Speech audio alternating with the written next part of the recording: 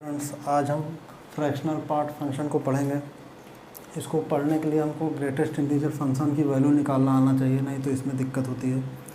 तो उसको अगर नहीं आता तो पिछली वीडियो में हम वही पढ़े थे, उसको आप देख लीजिए एक बार। देखिए, इसको पढ़ते हैं फ्रैक्शनल पार्ट फंक्शन। इसको डिनोट कैसे करते हैं? इसको ऐसे डिनोट किया जाता है, जैसे लिखा हुआ हो y equal to fractional part of x। देखिए, इसका फार्मूला होता है x minus greatest integer of x। अब हमको जैसे निकालना है वैल्यू, फ्रैक्शनल पार्ट की वैल्यू देखिए कैसे निकालते हैं। जैसे निकालना है fractional part of x, fractional part of 1 की वैल्यू निकालनी है हमको। तो देखिए, इसका फार्मूला क्या है, ये फार्मूला होता है। तो x की जगह क्या है, 1 है, तो यहाँ पर 1 पुट करते हैं। 1 माइनस ग्रेटेस्ट इंटीजर ऑफ 1। अब ग्रेटेस्ट इंटीजर के अंदर अगर इंटीजर वैल्यू रखी हो तो बाहर डायरेक्टली आ जाती है, तो ये 1 हो जाएगा, तो कट गया 0। तो मतलब कि अगर हम फ्रैक्शनल पार्ट के अंदर अगर इंटीजर वैल्यू डालेंगे तो हमेशा वो 0 देगा हमको। अगर जैसे निकालनी, हमको वैल्यू निकालनी है 1.1 की, तो देखिए क्या फार्मूला है, ये फार्मूला होता है।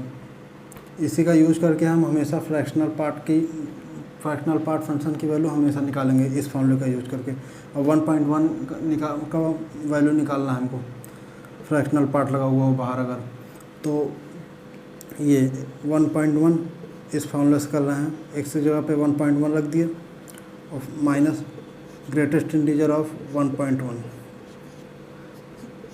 ये क्या आ जाएगा 1.1 माइनस। अब ग्रेटेस्ट इंटीजर 1.1 क्या देता है, 1 देता है। अब ये हम पिछली क्लास में पढ़े थे कैसे 1 देगा, इसकी वैल्यू कैसे निकाली जाती है, पिछली क्लास में पढ़े थे हम। तो ये क्या आ जाएगा 0.1। तो इस तरह से आप वैल्यू निकाल सकते हैं किसी भी। अब फ्रैक्शनल पार्ट की वैल्यू, फ्रैक्शनल पार्ट फंक्शन की वैल्यू अगर दिया हुआ हो तो आप निकाल सकते हैं, पूछा हो तो निकाल लेंगे आराम से। जैसे मान लेते हैं लिखा हो greatest integer of x equal to 0, तो इसका अगर ग्रेटेस्ट इंटीजर 0 दे रहा है, मतलब कि अंदर कोई x कोई इंटीजर लिखा है, x इंटीजर लिखा है, तभी क्या कहते हैं, ये फ्रैक्शनल पार्ट x 0 देता है। अगर लिखा हो, मान लेते हैं इसका सॉल्यूशन पूछे, fractional part of x equal to 2 लिखा हो, तो इसका कोई सॉल्यूशन नहीं आएगा, क्योंकि फ्रैक्शनल पार्ट हमेशा कैसी वैल्यू देता है, फ्रैक्शनल वैल्यू देता है। इसका नाम से ही पता चल रहा है कैसी वैल्यू देगा, फ्रैक्शनल वैल्यू देगा। देखिए 1.1 कैसा दिया, 0.1 दे दिया। अब ये x fractional part of x अगर इक्वल टू 2 लिखा हो, तो ये x ऐसा कुछ नहीं हो सकता कि ये 2 दे दे, मतलब कि ये इंटीजर देता ही नहीं है। तो x बिलोंग्स टू 5। तो अब ऐसे आप फ्रैक्शनल पार्ट फंक्शन की वैल्यू आप निकाल सकते हैं। बस ये फार्मूला याद ध्यान रखना है, आप वैल्यू निकाल लेंगे आराम से। ये तो हो गया कैसे वैल्यू निकाली जाती है। अब इसकी प्रॉपर्टीज़ को पढ़ते हैं।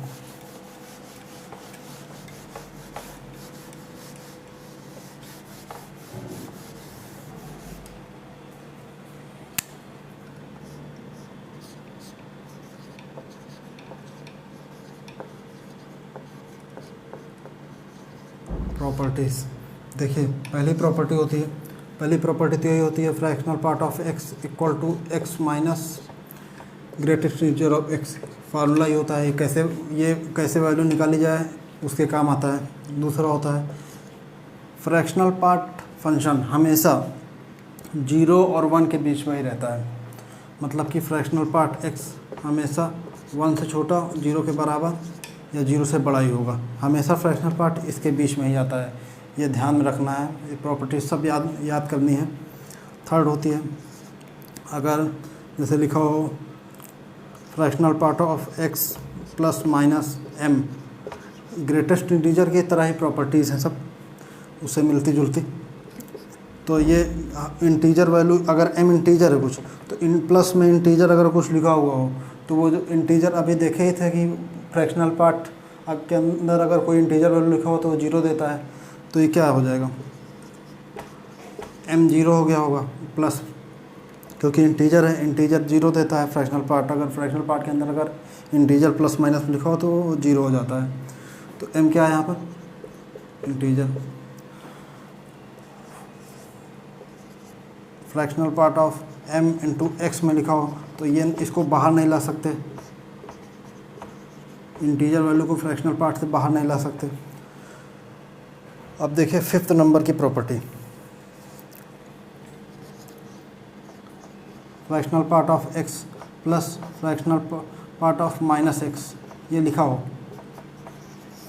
अगर एक्स इंटीजर हुआ तो इसमें कोई इंटीजर वैल्यू रखिए। देखिए अगर 1 रखते हैं, एक्स की जगह पे 1 रखते हैं तो 1 अगर इंटीजर ये 0, ये भी यहाँ 1 रखते हैं तो ये भी -1, ये भी 0 दे देगा।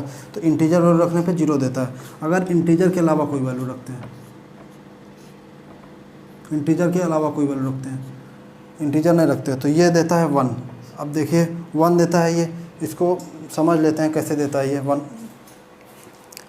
तो इसको हम क्या लिख सकते हैं, देखिए फ्रैक्शनल पार्ट ऑफ एक्स को क्या लिख सकते हैं, x minus greatest integer of x, उसके बाद plus minus of x greatest integer of minus x को क्या लिख सकते हैं, प्लस माइनस एक्स और minus of greatest integer of minus x, ये लिख सकते हैं। अब x की वैल्यू मान लेना कोई इंटीजर नहीं रखते हैं, x की जगह पे हम रख देते हैं 1/2, तो ये 1/2 इंटीजर नहीं रखते। और ये क्या देगा, ग्रेटेस्ट इंटीजर ऑफ 1/2 क्या देता है, 0 -0 प्लस -1/2 ये, उसके बाद माइनस का 1/2 ग्रेटेस्ट इंटीजर के अंदर अगर हो तो क्या देता है, माइनस का 1 देगा, और माइनस का 1 और ये माइनस +1 हो जाएगा। ये देखे ही थे कल कैसे निकाली जाती है वैल्यू, 1/2 और ये क्या हो जाएगा, प्लस का 1/2। इसको सॉल्व करेंगे तो +1/2 -1/2 क्या आ जाएगा, 1/2 प्लस का 1/2 + 1/2 1 आ गया। देखिए कोई भी इंटीजर वैल्यू नहीं रखते हैं अगर एक्स जगह पे इसमें, तो हमको क्या देता है, 1 देता है। ऐसे ही कल क्या था, यहीं पर ग्रेटेस्ट इंटीजर अगर लिखा होता, फ्रैक्शनल पार्ट की जगह अगर ग्रेटेस्ट इंटीजर लिखा होता तो यहाँ -1 देता था। तो इसको इस चारों प्रॉपर्टी को याद रखना है। अब इसका ग्राफ देखते हैं।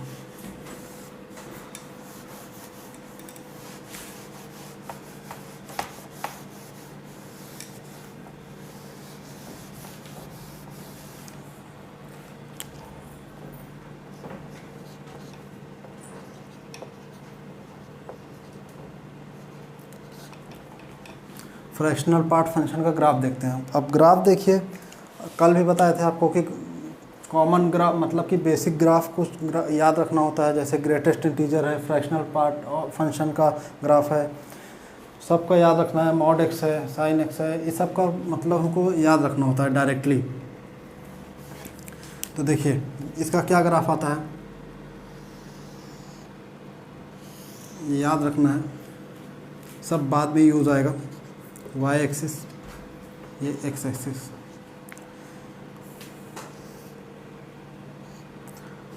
ये 0 ओरिजिन है, 1 2 3 4 -1 -2 -3 -4 -1 -2 -3, ऐसे ही यहाँ पर 1 2 3 4। तो इसका आता है, देखिए कैसे आता है, ऐसा ग्राफ आता है इसका।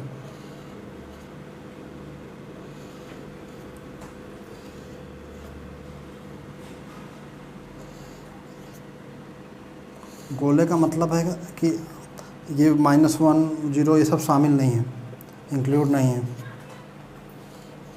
तो ये आपको याद रखना है, ये सब ग्राफ याद रखना है। अब ग्राफ देखिए, ये सब ग्राफ क्यों पढ़ते हैं हम लोग, ये सब पढ़ने का, जैसे हमको फंक्शन चैप्टर में 1 1 मैनी 1 ये सब पता करना हो, ऑनटो इंटो ये सब पता करना हो, तो ये सब का ग्राफ में यूज आता है। और क्या कहते हैं, जैसे नंबर ऑफ़ सॉल्यूशन पता करना हो किसी भी, अगर नंबर ऑफ सॉल्यूशन पूछा, अगर उसको ग्राफ बनाना आसान है तो ग्राफ बना के हम लाइन खींच देख लेते हैं, ग्राफ बना के हम नंबर ऑफ सॉल्यूशन को भी फाइंड कर लेते हैं अगर ग्राफ बनाना पॉसिबल हुआ तो ये ग्राफ आपको याद रखना है। ये होता है, किसका ग्राफ होता है ये, y equal to greatest integer of y equal to fractional part of x का ग्राफ होता है। इसको हम क्या ले सकते हैं, x minus greatest integer of x, ये ले सकते हैं इसको। अब देखिए ग्राफ आया कैसे, एक बार समझ लेते हैं इसको, लेकिन हमको याद ही रखना है। देखिए ग्राफ कैसे आया,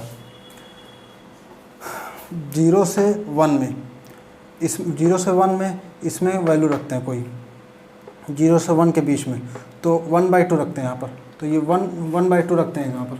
तो यहाँ पर ये देखिए 0 से 1 में ये क्या देगा, फ्रैक्शनल पार्ट हमको क्या देगा, 0 से 1/2 में फ्रैक्शनल पार्ट हमको देगा 0। तो 0 से 1 में y इक्वल टू एक्स आ रहा है, तो y इक्वल टू एक्स की लाइन ऐसे होती है, लेकिन हमको 0 से 1 में ही बनाना है, 1 को इंक्लूड नहीं करना है, तो ये लाइन बन जाएगी। उसके बाद 1 से 2 में क्या कहते हैं, 1 से 2 में ये क्या देगा, x माइनस 1 देगा, x minus greatest integer of x। अगर 1 से 2 में कोई वैल्यू रखते हैं, यहाँ पर 1 रखते हैं, तो फिर ये x माइनस 1 हो जाएगा। तो x माइनस 1 की लाइन ऐसे होती है, तो आप ये ऐसे ही -2 से -1 के बीच में कोई वैल्यू रख के यहाँ पर देखिएगा तो ये स्ट्रेट लाइन बनेगी।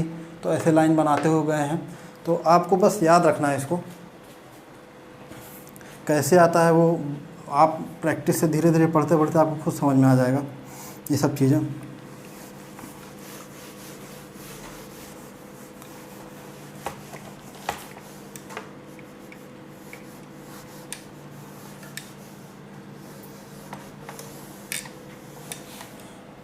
अब क्वेश्चन को सॉल्व करते हैं। वैसे ये फ्रैक्शनल पार्ट फंक्शन के खुद के मतलब कि इस टॉपिक से क्वेश्चन मतलब कि नहीं दिखता है जल्दी, लेकिन ये कहीं और मतलब जाके आता, मतलब कि डेफिनेट इंटीग्रेशन है वहाँ पर लग जाता है, मतलब कि ये दूसरे चैप्टर में यूज आ जाता है ये, मतलब खुद से इसका सवाल तो नहीं आता है, लेकिन तब भी देख लेते हैं 2 सवाल, कुछ क्लियर हो जाएगा इसके बारे में। और जैसे लिखा हो 4 fractional part of x equal to x plus greatest integer of x। अब देखिए ये लिखा हो, इसको सॉल्व करना है हमको। अब ये सॉल्व करना है तो अब हम सॉल्व तभी कर पाएंगे जब यहाँ पर फ्रैक्शनल पार्ट और ग्रेटेस्ट इंटीजर ये दोनों हट जाए, मतलब कि यहाँ पर अब ये जब तक हटेगा नहीं तब तक हम सॉल्व नहीं कर पाएंगे। तो इस तरह के अगर मिक्स क्वेश्चन हो, मतलब कहीं पर ग्रेटेस्ट इंटीजर भी लिखा हो फ्रैक्शनल पार्ट भी लिखा हो, तो उसको करने का तरीका देखिए क्या होता है। 2 केस मान लीजिए, एक बार आप मान लीजिए x इंटीजर है, उसके बाद एक बार मान लीजिए कि x integer plus fractional value है, मतलब कि 2.2 समथिंग कुछ इस तरह की है। जैसे 2.2 लिखा हो 2.2, तो इसको हम क्या लिख सकते हैं 2 + 0.2 ऐसे लिख सकते हैं। मतलब कि एक बार कोई फ्रैक्शनल वैल्यू मान लेते हैं, फिर उसको x को फ्रैक्शनल वैल्यू मान के इसको सॉल्व करेंगे, एक बार x को इंटीजर वैल्यू मान के सॉल्व करेंगे। कब करेंगे ऐसा, जब हमको ग्रेटेस्ट इंटीजर और फ्रैक्शनल पार्ट के मिक्स, मतलब कि एक इक्वेशन में दिया हो, एक इक्वेशन में दोनों दिख रहा हो, तो इस ऐसे ही करते हैं। मान के देखिए कैसे करते हैं, जब भी हमको ग्रेटेस्ट इंटीजर और फ्रैक्शनल पार्ट दोनों एक इक्वेशन में दिख जाए तो कैसे करते हैं। देखिए case 1, x equal to integer मान लीजिए, x इक्वल टू इंटीजर मान लीजिए, तो इसके अंदर रखते हैं fractional part of i equal to i, x की जगह पे आई रखना है, ये मान है ना केस, आई प्लस ये सब एक्स की जगह पे हम सब जगह आई रख दिए, आई मतलब इंटीजर माने हम। तो ये फ्रैक्शनल पार्ट ऑफ, अगर फ्रैक्शनल पार्ट के अंदर इंटीजर वैल्यू लिखी हो तो हमेशा वो क्या देगा 0। अभी देखे ही थे थोड़ी देर पहले, ये आई, और ग्रेटेस्ट इंटीजर के अंदर अगर इंटीजर वैल्यू लिखी हो तो इंटीजर ही देता है आई, तो आई क्या आ गया 0, 2i equal to 0, i equal to 0 आ गया। तो आई 0 आ गया तो x की वैल्यू क्या आ गई, x की वैल्यू क्या आ गई, x की वैल्यू आ गई, x की वैल्यू आ गई 0।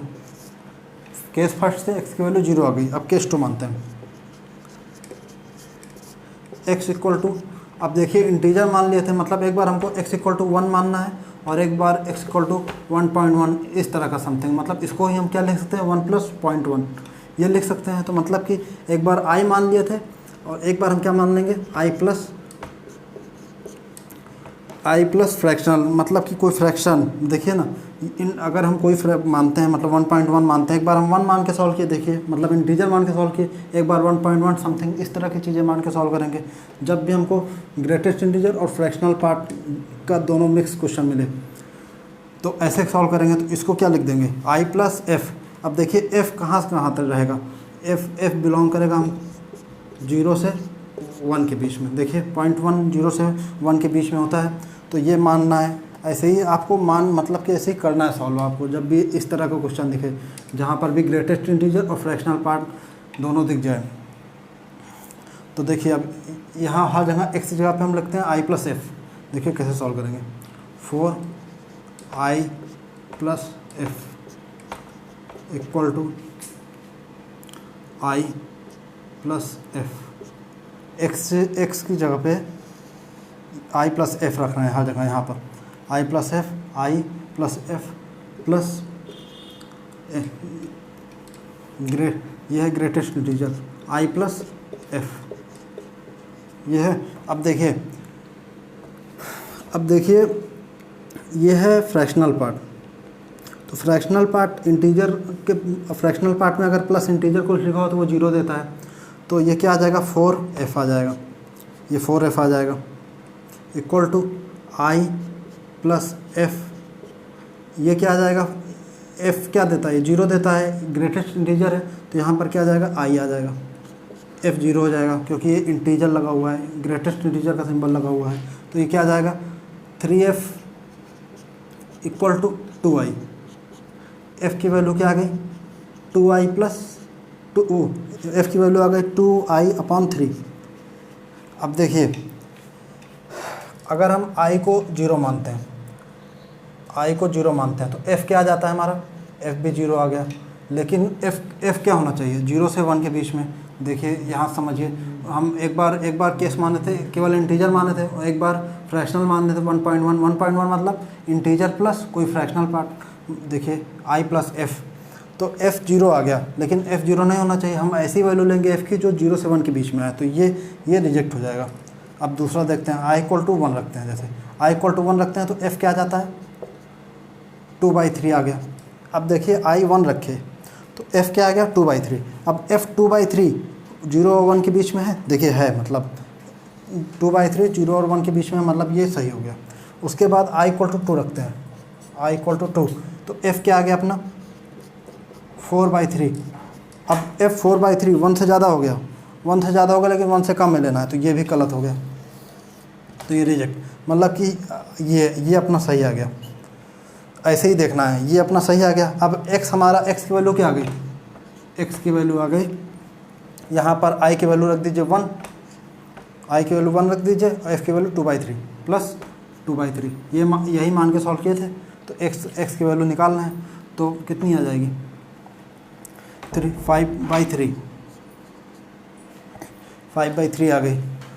देखिए कभी भी हमको ग्रेटेस्ट इंटीजर फ्रैक्शनल पार्ट इस टाइप का क्वेश्चन दिखे, एक साथ दोनों दिख जाए, तो हमको सब क्या मानना है, आप याद कर लीजिए। देखिए एक केस में आप x इक्वल टू इंटीजर मान लीजिए, और एक केस में आप x equal to i integer plus fractional i plus f मान लीजिए, और f 0 से 1 के बीच में होना चाहिए। अब देखिए इसको सॉल्व करिए, i मान के एक बार सॉल्व करेंगे तो i की वैल्यू देखिए 0 आ गई, तो यहाँ पर वही यहाँ पर रख देना है। अगर i इक्वल टू 1/2 इस तरह का समथिंग कुछ आ जाता तब फिर रिजेक्ट हो जाता। अब i इक्वल टू 0 आ गया, तो 0 इंटीजर है, तो यहाँ पर 0 रख के वैल्यू निकाल लेंगे। अब ऐसे ही यहाँ पर देखिए i प्लस एफ माने रख के सॉल्व किए, तो f इक्वल टू f और i में रिलेशन आ जाएगा। तो उसके बाद i की वैल्यू इंटीजर i मतलब इंटीजर 0 रखेंगे, तो f 0 आ रहा है। आप देख लीजिए i रखने पर, इंटीजर वैल्यू रखने पर कोई f 0 से 1 के बीच में आ रहा है, तो जिसमें आ रहा हो, जैसे i इक्वल टू 1 रखे तो f इक्वल टू 2/3 आ गया, तो ये 2/3 0 से 1 के बीच में होता है, तो ये सही हो गया। तो 1 और 2/3 को यहाँ पर रख के x की वैल्यू निकाल लिए। तो इस तरह सॉल्व करते हैं। जैसे अब इसको भी देख लेंगे तो और समझ में आ जाएगा। इसको हटाते हैं,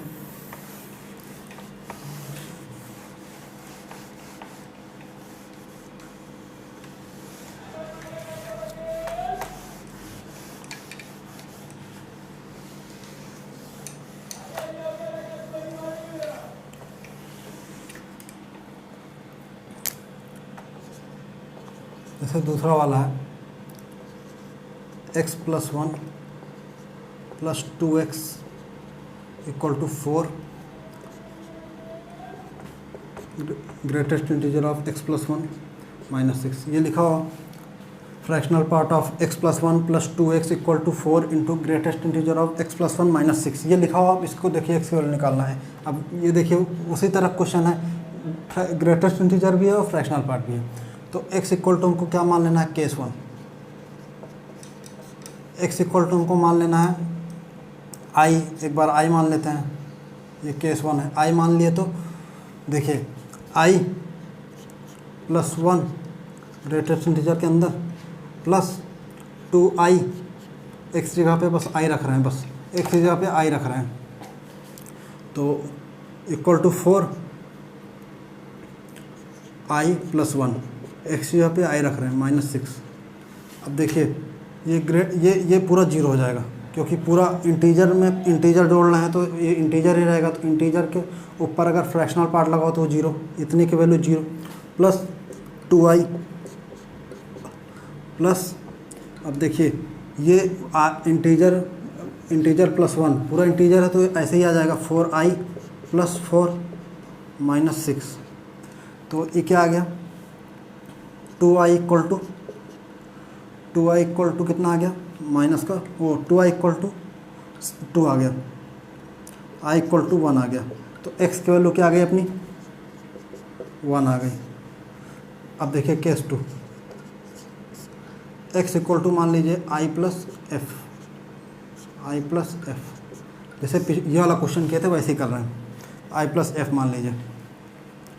तो यहाँ पर देखिए i प्लस एफ हर जगह रखिए, तो i plus f plus 1 plus 2i plus 2f equal to 4i plus f plus 1 minus 6। अब देखिए, अब ये फ्रैक्शनल पार्ट है तो इंटीजर i है और 1 है, ये जीरो हो जाएगा तो केवल f बचा, यहाँ केवल f निकलेगा बाहर, क्योंकि फ्रैक्शनल पार्ट को ही बाहर निकालेगा, बाकी जीरो इंटीजर को जीरो कर देगा। तो f बाहर आया, plus 2i plus 2f equal to, अब ये देखिए फ्रैक्शनल, ये ग्रेटेस्ट इंटीजर का सिंबल है तो ये f जीरो हो जाएगा, i 1 निकलेगा, तो 4i प्लस 4 माइनस 6। तो ये क्या आ गया, 3f, ये आ गया 3f equal to 2i minus 2, ठीक है। f इक्वल टू आ गया 2i माइनस 2 अपॉन 3। अब देखिए वैसे ही करेंगे, अब i इक्वल टू f, यहाँ पर f क्या है, 0 से 1 में होगा f। अब i की वैल्यू 0 मानेंगे, अब देखिए i की वैल्यू 0 मानेंगे, अब f देखेंगे किस इंटीजर पर 0 से 1 के बीच में आएगा f। अब i 0 माने तो f क्या आएगा, देखिए f क्या आएगा, माइनस 2/3 आ जाएगा। तो ये माइनस 2/3 f की वैल्यू आ रही है, तो 0 से 1 के बीच में नहीं होता, तो इसको काट दीजिए। ऐसे ही सॉल्व करते हैं, तरीका यही है। अब i इक्वल टू मान लेते हैं 1, तो f की वैल्यू क्या आ जाएगी, 0 आ जाएगी, f की वैल्यू 0 आ जाएगी। देखिए f की वैल्यू, i की वैल्यू यहाँ 1 रखिए तो f की वैल्यू 0 आ रही है, तो ये भी रिजेक्ट हो जाएगा। क्योंकि क्यों रिजेक्ट हो जाएगा, f 0 से 1 के बीच में नहीं है। उसके बाद i को मान लेते हैं 2, i को 2 मान लेते हैं, तो f क्या आ जाता है, 2 2 जा 4 माइनस 2, तो कितना आ गया, 2/3 आ गया, 2 2 जा 4 माइनस 2, 2/3 आ गया। तो i इक्वल टू 2 पर f 2/3 आ गया, तो 2/3 ये 0 से 1 के बीच में होता है, मतलब कि ये सही हो गया।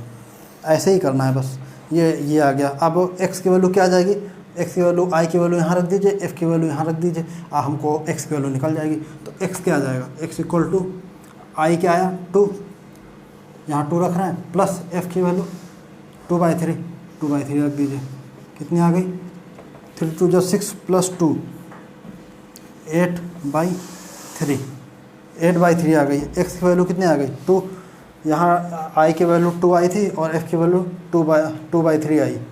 आई 2 यहाँ पर जब रखे थे तो एफ़ की वैल्यू 2/3 आ गई। तो 2/3 0 से 1 के बीच में होता है, तो हम यही इसको ले लेंगे। तो ये वाला केस ले लेंगे मतलब, और फिर आई की वैल्यू और एफ़ की वैल्यू यहाँ पर रख देंगे। तो निकाल लेंगे एक्स की वैल्यू। हमको एक्स की वैल्यू निकालना था, जैसे पिछला वाला क्वेश्चन किया था वैसे ही कर रहे हैं। तो एक्स इक्वल टू कितना आ गया, 2 + 2/3, तो कितना आ जाएगा, 8/3 आ जाएगा। तो ऐसे ही करना है, जब भी हमको ग्रेटेस्ट इंटीजर फ्रैक्शनल पार्ट साथ में दिखे और इसको सॉल्व करने को बोले तो 2 केस मान लीजिए, x इक्वल टू आई मान लीजिए एक बार, और x equal to i plus f मान लीजिए। उसके बाद सॉल्व करके देखिए, ऐसे ही करिए, सॉल्व कर लीजिए, आंसर निकाल लीजिए आप। लेकिन ये सब क्वेश्चन मतलब आता नहीं है, दिखता नहीं है पेपर में कभी भी जल्दी। ये सब यूज आता है आगे फंक्शन चैप्टर में, डिफिनिट इंटीग्रेशन में, लिमिट में, ये सब कैलकुलस में बेसिकली यूज आता है पूरा। तो आगे कल पढ़ेंगे, आगे अगली वीडियो में देखेंगे। Thank you.